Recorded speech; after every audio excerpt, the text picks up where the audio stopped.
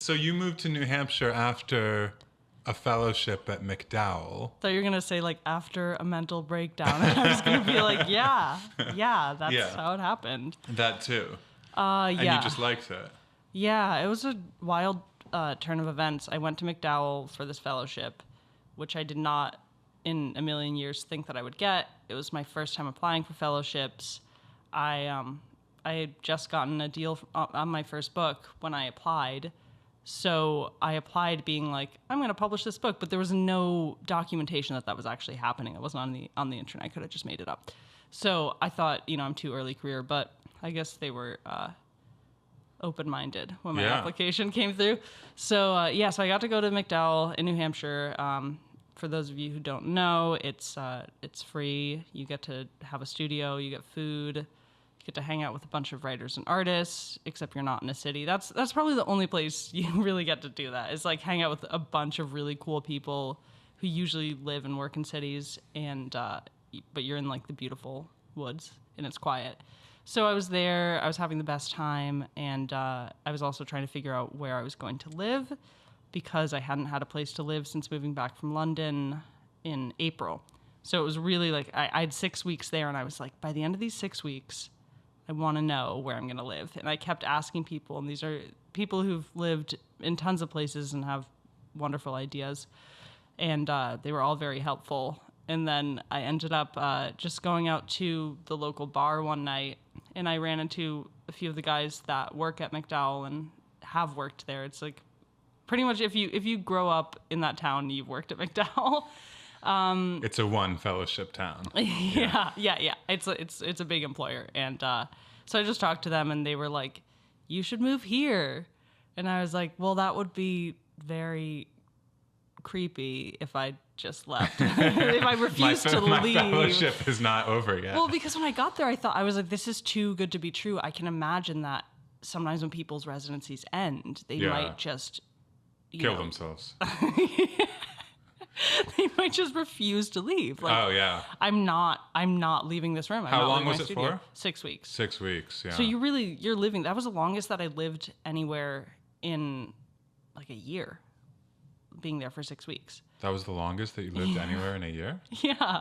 Wait, so every city in the previous year you had been in? I've been in cities for longer, but I mean in a room, like in a specific bed living situation. Oh. So it was funny when I got there. I was like, I bet a bunch of crazies try to stay here, and then by the end of it, I was looking for apartments in town.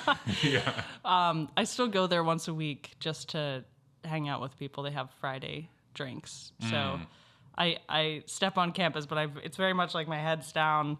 I don't want to be seen by the office people because it's really weird. I just went to the MacDowell benefit gala a few nights ago, and I was like, hey, see you guys later this week. So it's really weird, but yeah, so I'm living there now. I'm trying it. It does seem like you should be able to recreate this thing that a fellowship is without it shouldn't be that hard to get 20 more or less interesting young people to live somewhere that isn't New York City. I totally agree with you. Yeah. And I think that it should happen. It's kind of happened in, the Catskills or something like that. There are places. I think the problem with it is that at a real residency, there are people selecting who comes, know, and telling them when to leave. And then suddenly when it's on you to be like, all right, you've been here long enough, or you don't get to come, or you do get to come. Then it becomes more complicated. Right. And there are people cooking for you.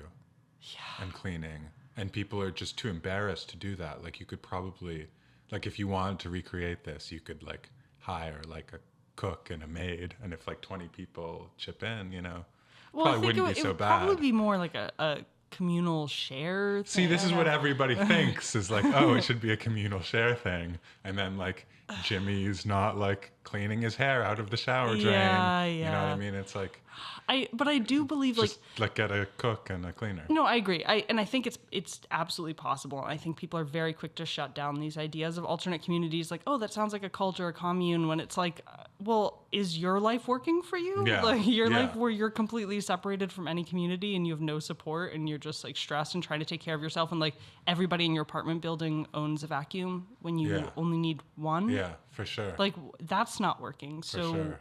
but then when you try something alternative, it's immediately shut down. Yeah.